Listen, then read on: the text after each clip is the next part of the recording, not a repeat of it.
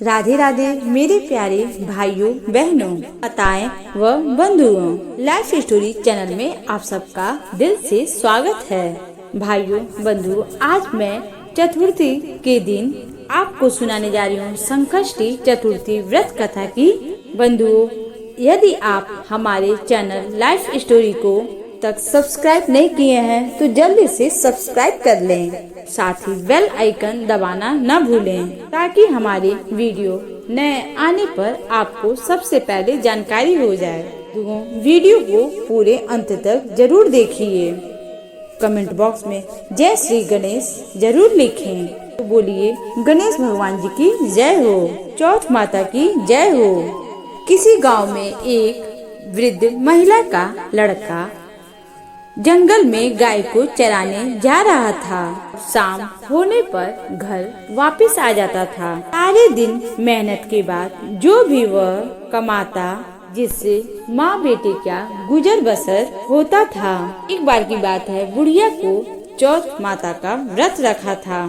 बुढ़िया हमेशा चौथ माता का व्रत, गणेश जी का संकष्टी चतुर्थी व्रत कथा जरूर सुनती थी। साथ ही व्रत के दिन 5 लड्डू बनाती, तो चौथ के विनायक के लिए एक अपना और 2 श्री गणेश जी के लिए। इस तरह नियम पालन करने से वह और भी मोटी होती जा रही थी। आसपास की महिलाएं, उन्होंने उस महिला वृद्ध के लड़के को भड़काया। लड़के ने सोचा, मैं तो सारे दिन मेहनत करके सूखी रोटी खाता हूँ और मेरी माँ घर बैठे बैठे लड्डू खा रही है और मोटी होती जा रही है। इसी सोच के कारण एक दिन वह गाय चराने नहीं गया, घर में ही छुपकर बैठ गया। उसी दिन चौथ मतलब संकष्टी चतुर्थी का व्रत था। वृद्ध महिला 2 पैसे का घी लाई और हमेशा की तरह 5 लड्डू बनाए और तिल लड्डू का ही भोग लगाया। लड़का चुपके चुपके सारी रात देखते रहा। दूसरे दिन वह अपने उस वृद्ध महिला से बोला, माँ, मैं अब कमाने के लिए जाऊंगा। यहाँ जंगल में लकड़ियों में बहुत कम कमाई है। वृद्ध महिला ने अपने बेटे को बहुत समझाया किंतु वह नहीं माना। की माँ ने बोला, ठीक है, जैसे तुम्हारी मर्जी, तुम चले जाओ। और जाते समय उस लड़के की माँ अनाज के दाने और एक पानी की कलसी उसे दे दी, जिसे वह रोज कहानी सुनती थी। जाते समय उस वृद्ध महिला ने अपने बेटे को समझाया, यह दोनों चीजें तेरे संकट में तेरी सहायता करेंगी, सदैव इसे अपने पास हमेशा रखना। सुबह होते ही वह घर से निकल गया। चलते चलते रास्ते में एक बहुत बड़ी नदी आ मिली। बरसात का मौसम था। नदी में पानी का लहर और भी ऊपर उफान मार रहा था। नदी पार करने का कोई राह नहीं था।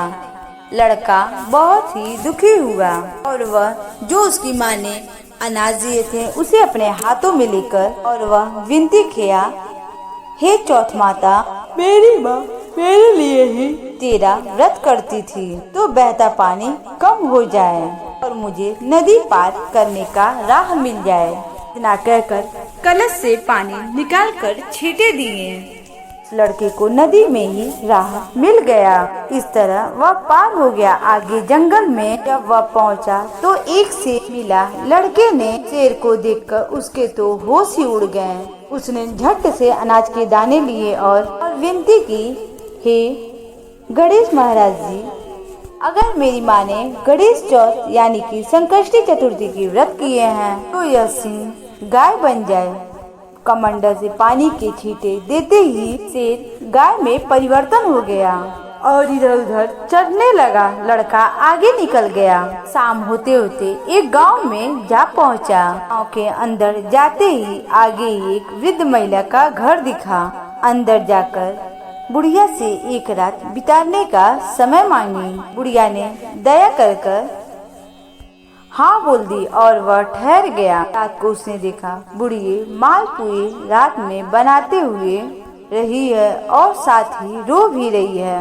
लड़के आश्चर्यचकित हुआ और बुढ़िया बोली, बेटा, यहाँ का राजा छठे महीने एक तरह का पकवान बनाता है और पकने के लिए हर बार एक आदमी की बलि दी जाती है।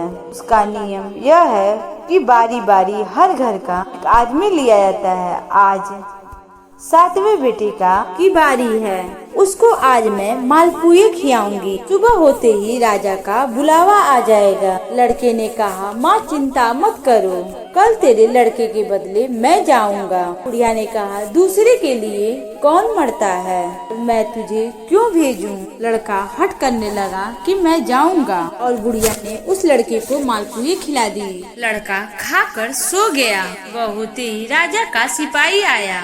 बुढ़िया ने अपने लड़के को उठाने के लिए बर्तनों की आवाज की और जब लड़के की आँख खुली तो लड़का समझ गया और जाने के लिए तैयार हो गया। जाते वक्त उसने लाठी और कंबल बुढ़िया को संभाली। ये रख लो माँ, मैं आकर इसे ले जाऊंगा। बुढ़िया ने कहा, मैं संभाल कर तो रख दूंगी, किंतु गए हुए को आज तक वापस आते नहीं देखा। यदि तुम विश्वास रखते हो तो ठीक है, भगवान तुम्हारी सदैव रक्षा करे। एक जगह पर जाकर लड़के ने देवताओं को याद किया, साथ ही अनाज के दाने कुछ निकालकर और पानी की घंटी लेकर चौथ विनायक को याद करके अपने चारों तरफ देखा। इसके बाद एक चौकी पर बैठ गया। पजामा छीनकर आग लगा दी गई। तीसरे दिन कमारों के लड़के खेलते हुए जब उधर से निकले कि हाथ में से पत्थर का एक टुकड़ा उछल करके कमाले पर पड़ गया। पत्थर पड़ते ही उसमें बर्तनों की टंकार निकली। यह बात सारे गांव में फैल गई। लोगों ने आश्चर्यजनक हुए। जब पजामा खुला गया तो सोने पीतल के बर्तन निकले। भीतर से आवाज आई, भाइयों पजामा धीरे धीरे खोलना, अंदर आदमी भी है। उन्होंने सुझाव दिया, यदि यह आदमी की आवाज है तो तुम डरो मत। आखिर में सारा पजामा खोल ही दिया गया। चौकी पर हंसता हुआ वह लड़का बैठा हुआ था। चौकी के चारों ओर जुआरे हो गए थे। पानी का कलश भरा हुआ था। राजा के 5 लड़के को लाया गया। राजा ने सारा किस्सा सुनना चाहा। लड़के ने बताया, मेरी माँ संकष्टी चतुर्थी का व्रत करती। उसी ने आते वक्त मेरी रक्षा के लिए अनाज और पानी का कलश दिया। राजा ने भाग्यवान लड़का देखकर अपने लड़की का विवाह लड़के के साथ कर दिया। पूरे गांव में चौथ व्रत करने का ढिंढोरा पिटवा दिया। कई दिन बीत गए। राजा के बेटे के बहुओं ने ननद को ताना मारा, भाई जो पेट से निकले हांडी से नहीं। राजकुमारी ने अपने पति से कहा, माए जहाँ मायका, सास जहाँ ससुराल। लड़का भी बात समझ गया और राजा से बोला और रानी साहब से आज्ञा लिए, मुझे अब अपने गांव चलना चाहिए। इस तरह अपनी पत्नी को लेकर वहां से चल पड़ा। गांव के पास पहुंचते ही देखते ही बुढ़िया को सारे आसपास के गांव ने खुशखबरी दी। बुढ़िया को विश्वास नहीं हुआ और इस तरह उसने उपलों के ढेर पर चढ़ कर देखा। उसके बेटा बहू आ रहे हैं। यानी चौथ विनायक को बार बार नमस्कार किया। इस तरह बेटे बहू घर आकर बुढ़िया के पैर छुए। घर में आनंद छा गया। इस तरह गांव में भी यहाँ पर भी चौथ व्रत का ढिढोरा पिटवा दिया गया। सब लोग चौथ का व्रत करें, कहानी सुने। 12 नहीं तो 4, 4 नहीं तो 2 महीने में चौथ का व्रत जरूर करें। बोलो चौथ विनायक की जय, संकष्टी चतुर्थी की जय। वीडियो अच्छी लगी हो तो कमेंट बॉक्स में अगर आप संकष्टी चतुर्थी व्रत का आप फल पाना चाहते हैं तो वीडियो को लाइक करें और अपने दोस्तों में शेयर करना ना भूलें। जय चौथ माता।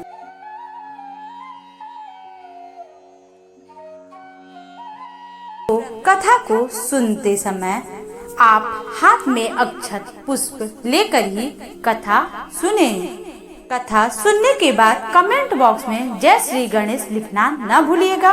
और अगर वीडियो अच्छी लगी हो तो हमारे चैनल को सब्सक्राइब कर लीजिएगा और वीडियो को लाइक जरूर करिएगा। किसी नगर में एक देवरानी और एक जेठानी रहते थे। जेठानी अमीर थी और देवरानी गरीब थी। देवरानी का पति जंगल से लकड़ी काटकर शहर में बेचता था। अक्सर वह बीमार रहता था और वहीं देवरानी जेठानी के घर का सारा काम करती थी। इसके बदले में बचा हुआ खाना कपड़े पुराने देवरानी को देती थी, जिससे देवरानी के बच्चे वह कपड़े पहनते थे। माघ के महीने में देवरानी ने संकष्टी चतुर्थी तिल चौथ का व्रत किया। 5 रुपए का तिल व गुड़ लाकर तिलकुटा बनाया। पूजा करके तिल चौथ की कथा सुना। तिलकुटे को छीके में रख दिया और मन ही मन सोचने लगी, चांद निकलने के बाद तिलकुटे का भोग लगा के खाऊंगी। कथा सुनकर वह अपने जेठानी के घर चली गई। खाना बनाकर उसने जेठानी के बच्चों से कहा और उसने बोला खाना खा लो। तो बच्चों ने कहा जब माँ खाना खाएगी तो उन्हीं के साथ भोजन कर लेंगे। फिर उसने अपने जेठ से खाना खाने को कहा। वह भी बोले मैं अकेला नहीं खाऊंगा, आपके साथ ही खाऊंगा। जेठानी देवरानी से कहा आज तो घर में किसी ने भी खाना नहीं खाया, मैं तुम्हें पहले खाना कैसे दे दूं? कल सुबह जल्दी ही आकर बचा हुआ खाना ले जाना। रानी के घर पति व बच्चे आस लगाकर बैठे हुए थे। तो त्योहार है, माँ आएगी तो पकवान आदि खाने को मिलेंगे। परंतु जब बच्चों को पता चला आज तो सूखी रोटी भी नहीं मिलेगी, देवरानी के दोनों बच्चे रोने लगे। उसके पति को बहुत गुस्सा आया, कहने लगा तुम सारा दिन काम करके 2 रोटी भी नहीं ला सकती, तुम्हारे काम करने से क्या फायदा। ऐसा कहने के बाद गुस्से में देवरानी का पति आकर अपने पत्नी को बहुत ही जोर से मारा।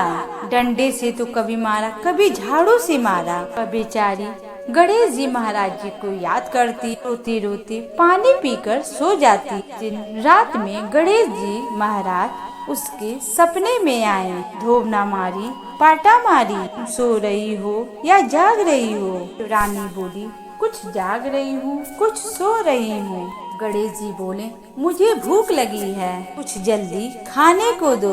तब वह बोली क्या दूं, मेरे घर में तो अन्न का एक दाना भी नहीं है, थोड़ा सा पूजा का तिलकुटा छीके में पड़ा हुआ है, आप वह खा लें। कुटा खाकर गणेश जी फिर बोले धोबना मारी, पाटा मारी, निपटाई लगी है, कहाँ निपटू? यह पड़ा घर, जहाँ इच्छा करे निपट लो।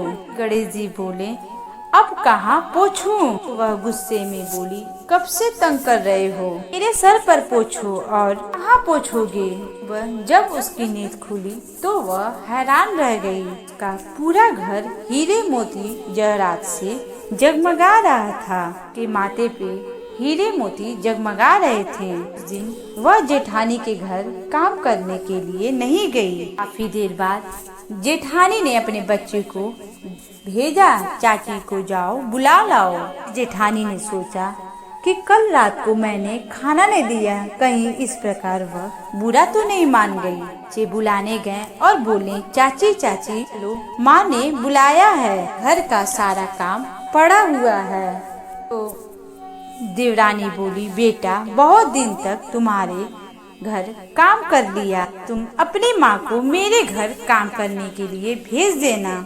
तूने घर आकर अपनी माँ को सारी बात बताई। चाची का घर हीरे मोतियों से जगमगा रहा है। रानी दौड़ती हुई देवरानी के घर पहुँची और बोली यह सब कैसे हुआ? रानी ने गणेश जी महाराज जी की सारी लीला जेठानी को बता दी। और लौटकर जेठानी अपने पति से बोली मुझे धोबने और पाटे से मारो। अरे बावरी, मैंने तो आज तक तुम्हें कभी भी नहीं मारा, अब मैं तुम्हें कैसे मार सकता हूँ? लेकिन वह नहीं मानी और जिद करने लगी। मजबूरन उसके पति ने उसे खूब मारा। रानी ने खूब सारा घी डालकर चूरमा बनाया, छीके में रख करके सो गई।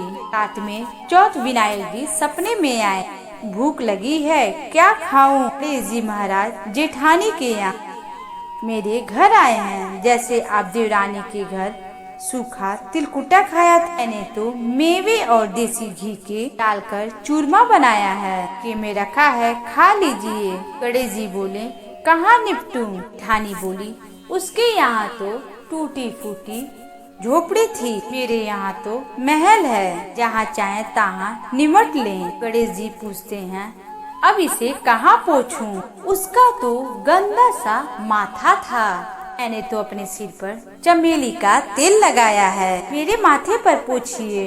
मन की लोभी जेठानी सुबह जल्दी उठी, यह सोचकर उठी कि उसका भी घर हीरे जवाहरात से भरे पड़े होंगे। लेकिन देखा तो पूरे घर में चारों तरफ गंदगी ही गंदगी फैली हुई थी। तेज बदबू आ रही थी कि सिर पर भी गंदगी ही लगी थी।